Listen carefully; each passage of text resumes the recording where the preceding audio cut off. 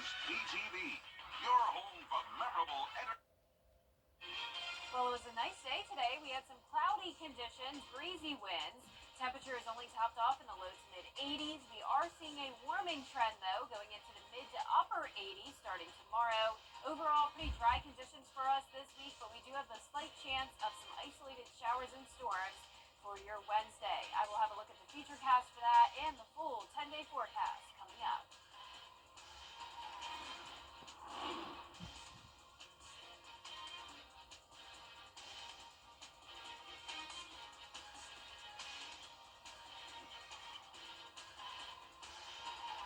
Now at 10, could tiny homes soon be coming to Aiken? We'll tell you what city leaders are discussing as your news at 10 starts now. Live from Television Park, this is WJBF News Channel 6 at 10 on BTV.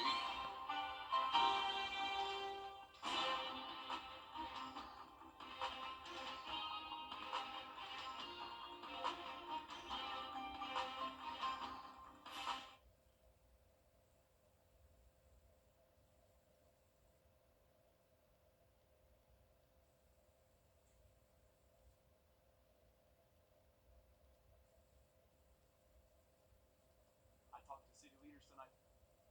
According to city leaders, visit the Aiken County School District website. It is time now for a first check of the weather, and for that we turn to our chief meteorologist, Jennifer Tracci. Well, it was a nice day today, Graham. We did have temperatures still below average in the low to mid 80s. Pretty cloudy out there and still seeing some clouds late tonight as well. Here's a look at our Terry Lambert Hyundai Skyview Cam in Waynesboro. So no rain recorded in Augusta today, just those spotty showers we saw from around Wilkes County over to Saluda County, but nothing measurable. High of 86 today, putting us closer to around average, but still a couple degrees below. And this morning was definitely on the cooler side, only at 60 degrees. Right now we're sitting in the upper 60s through mid 70s, 69 in McCormick, 75 in Allendale, Aiken at 71, 74 in Millen. Wrightsville, you're at 76 this evening, and right at 70 in Saluda and Lincolnton. Every single town in the CSRA is at least a little bit warmer than it was 24 hours ago. So tonight the temperatures will be right around average in the mid 60s rather than the low 60s like we had this morning. The winds are calm, big difference from what we had earlier when we had the wind gusts up to around 25 miles per hour. Now we're only seeing those sustained winds up to around 5 miles per hour with the clouds still on satellite and radar. There's that spotty shower that came through Saluda County a couple hours ago, but not seeing any green anymore nearby. Scattered showers and storms to the north of us and a little bit of activity down in Florida and southern Georgia as well. We still have this low pressure system lingering in our area and also a cold front bringing strong storms into parts of the plains. That will not be influencing us, but we will be watching this low tomorrow for the potential of some storms in the afternoon. We will be starting out the morning mostly dry though and mostly cloudy, temperatures in the mid to upper 60s. Coming up, I'll have a look at your full Viper 6 forecast. Back to you, Graham. All right, Jenna, thanks. So the barricades are coming down on a well-traveled road on Augusta Road. It's been 7 months since Olive Road at the rail overpass was closed. That bridge has been hit many times, and repairs after the last incident were finished in May. But the road remained closed as traffic engineers want to open it after a chain curtain alerting drivers is installed. This afternoon, commissioners voted to reopen the road anyway, and traffic is expected to begin flowing again tomorrow. Well, an update to a story we're following about physicians at the Medical College of Georgia working with the Polaris Dawn spaceflight mission, which returned this week. Our Bria Smith spoke with the doctors. Not only was it the highest missions. Well, still ahead, observing National Suicide Awareness Month, how the VA of Augusta is using art to create hope. And a few storms are possible tomorrow, otherwise a mostly dry week. Temperature is warming up a bit and the weekend looks fantastic. All those details when we return. The death of a... Now, your most accurate forecast with WJBF Live Viper 6. Welcome back. Check out this video from Carolina Beach yesterday as potential tropical cyclone 8 brought torrential rain and powerful winds.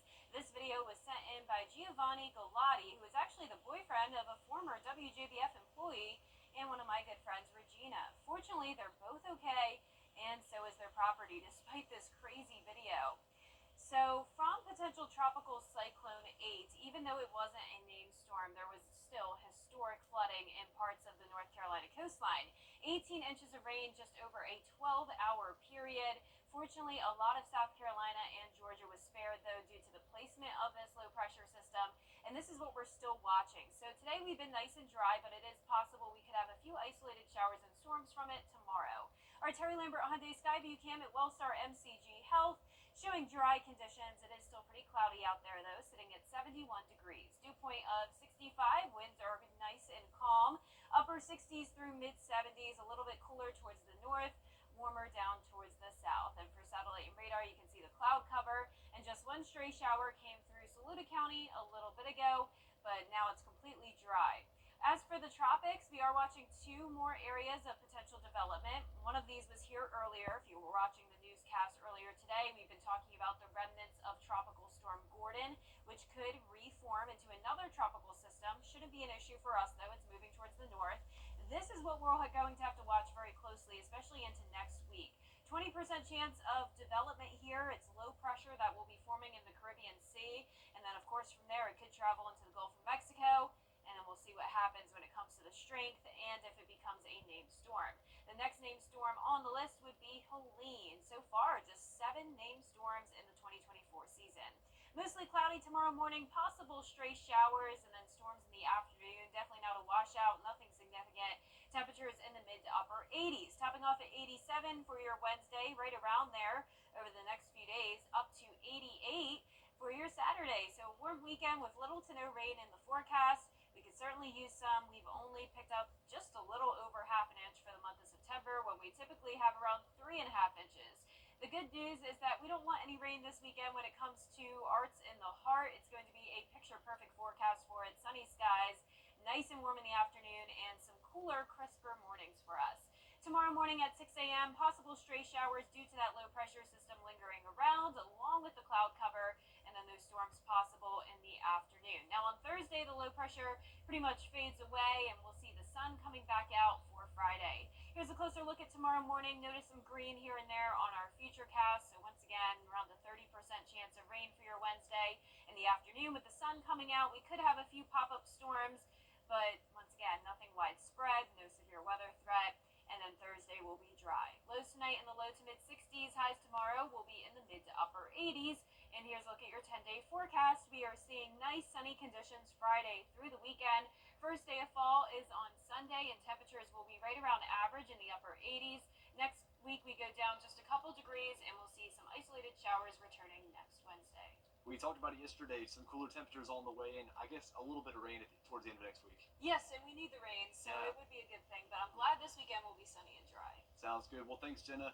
September is National Suicide Prevention Month, and VA Augusta Healthcare is sponsoring events all month long to raise awareness. These include a suicide prevention forum for family members and loved ones of veterans, and Hope Art Tables. Experts say family and friends can help veterans get through those tough times. And the next event is a cornhole tournament at the Uptown campus on Thursday. If you or someone you know is struggling with thoughts of self-harm, you can find resources for help at WJBF.com. We'll be right back. Teeth are a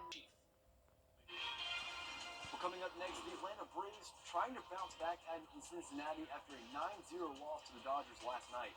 Gianna Stefanu has sports up next. He told us who he was. Should abortion be punished? Gas station. Better lives together. At WJBF's Television Park Productions, our mission is to provide local businesses with top quality video and digital content at an affordable price. With decades of experience, our award-winning creative team will guide you step by step through the creative process, resulting in a successful marketing message for your brand. Over the years, we've helped hundreds of local businesses expand their voice. Visit WJBF.com/creative to find out how we can do the same for you. Now, WJBF sports coverage you can count on. The Atlanta Braves kicked off their 3-game series on the road against the Cincinnati Reds. Starting in the top of the first, Michael Harris wastes little time. He scorches one to right center field to get the Braves on the board. But the long ball, that did not stop there. Matt Olson launches a 4-seam fastball. It's a 2-run homer. And just like that, the Braves jump out to a 3-0 lead. Now, bases loaded, top of the second, De La Cruz. He can't field it cleanly, so everyone is safe, and another run scores. Now, top of the fourth, Jorge Soler crushes it to deep center field, his 19th home run on the season, and it's a home run party for the Braves. However, the Reds would rally and get the 6-5 win. And the Atlanta Falcons are coming off their first win of the season, a 22-21 victory over the Eagles, where they snapped Philly's 7-0 September winning streak dating back to 2022. The Falcons made some of their own history, winning their first road opener since September of 2017 against the Chicago Bears. Falcons quarterback Kirk Cousins threw his 5th game-winning touchdown of his career last night to Drake London in the final seconds of the game. Head coach Raheem Morris discussed the drive that sealed the game. You can't give those guys enough credit, the guys that go in and execute, and all the credit deserves to go to those guys on offense. We talked about operation, we talked about communication, and that was the highest level of it on both sides of the ball, all phases of the game. I'm really fired up about that.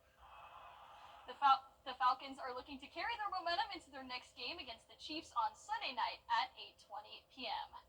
And Georgia Southern is gearing up for a crucial road test as they travel to Oxford, Mississippi to take on 5th-ranked Ole Miss. And the stakes couldn't be higher as Georgia Southern win would make it the first time the program has ever defeated a top-5 opponent. It's also a reunion for head coach Clay Helton. He signed Ole Miss's starting quarterback Jackson Dart while he was still coaching at USC. Helton also coached under Lane Kiffin at USC, who is now the head coach for Ole Miss.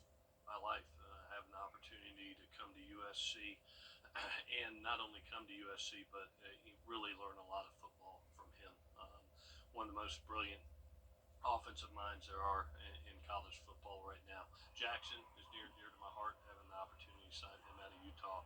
There's no surprise at how well he's playing. No surprise he's a Heisman Trophy candidate. Oh, David. It'll be the largest crowd Georgia Southern will play in front of this season with just over 64,000 fans. Kickoff is set for Saturday, 7:55 p.m. on SEC Network. And our Football Friday Night Player of the Week poll is now live at WJBF.com. This week's nominees come from South Aiken, Westside, Westminster, and Batesburg, Leedsville. You can vote once per day until Friday night, and we will announce the winner on Football Friday night. And big news coming from the Masters tournament as Chairman Fred Ridley announced 5 additional hours of weekend coverage for the 2025 Masters. The tournament's Saturday broadcast window will begin an hour earlier, and that was just one of their big announcements today. We have all of those details at WJBF.com. And speaking of golf, Augusta University finished 7th at the Bearcat Invitational in Cincinnati. Stephen Jacobs led the way with a 5th-placed finish for the Jaguars. Jacobs posted 4 birdies and 4 bogeys to finish 3 under for the tournament. That'll do it for sports. We'll be back. Friday on News Network. And last but not least, September is National Service Dog Month. We're spotlighting how these 4-legged friends help our community. Hannah Latier has more. I've seen many people with service dogs make a complete turnaround in their life. Jerry Lyda, the co-founder of Southern Canine Solutions and Veterans Canine Solutions in Evans, has been training dogs for most of his life. Veterans Canine Solutions is a nonprofit. Veteran side is no cost to them. The southern side is for civilians, of course, and we try to help as many people we can because there's a lot of civilians out there that need service dogs. Lyda's personal service dog is a German Shepherd named Sailor, who helps him with his hearing and mobility issues. He says service dogs differ from therapy, emotional support, and canine police dogs because they are allowed to go anywhere in the general public and can help with a variety of disabilities. It's anything that a service dog can help, and which is a lot. There's a lot more than people think. Someone who has severe PTSD or military sexual trauma, traumatic brain injuries, or any of that stuff, it's the same with the civilian. It helps. It gives them a quality of life that most of us already have. Staff at the VA Augusta tell us service animals are making a difference in the lives of veterans. Service animals help veterans because they know when something's not right, and they not only alert the veteran, but they can alert other people as well. Lyda believes says service dogs' impact goes beyond its handler. It also affects the people close to them. Not only does it help the spouse, the children, but also the community. So that bond and that trust is built for a very good reason. In Evans, Hannah Latier, WJBF News Channel 6. Well, how about that for man's best friend? I mean, they're not only friendly, but super helpful as well. I love dogs so much. I already missed mine, so Yeah. that was Oh, a you good don't have a story. dog with you here? No, I don't. His name is Georgie, but close enough. Georgia and Georgie. Oh, but that yeah. would have been perfect I to know. bring him I to know. Georgia. Yep. Well, our 10-day forecast showing just a slight chance of rain and storms tomorrow. Overall, a mostly dry day, starting out at 64, climbing to 87. For your Thursday, similar temperatures, dry conditions. Sun is coming back out on Friday. A beautiful sunny weekend for us. Highs in the upper 80s. Lows going down into the low 60s, so some cooler mornings. Cooling down just a tad next week. Starting out dry and sunny, and then some rain chances next Wednesday into Friday. Looks like sunshine, cooler temperatures, and rain at the end of the next week. Yep, exactly. Thanks so much for joining us for your news at 10. We continue at the top of the hour over on ABC. We have a good night. Hogan's Heroes is next here on BTV.